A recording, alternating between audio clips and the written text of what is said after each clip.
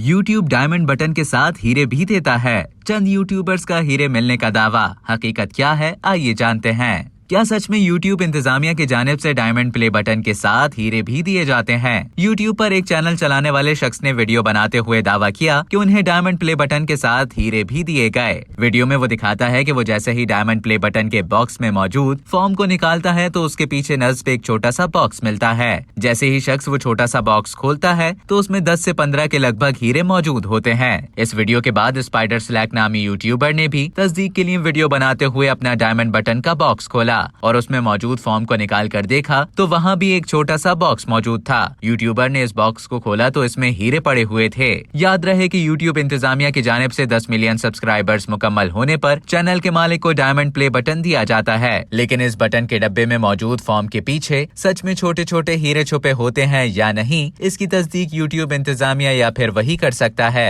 जिसको ये diamond button मिला हो। अब तक के लिए इतना ही। मजीद इसी तरह की मालूमात हासिल करने के लिए डेली जंग के यूट्यूब चैनल को सब्सक्राइब करें और फेसबुक के पेज को लाइक करना ना भूलें।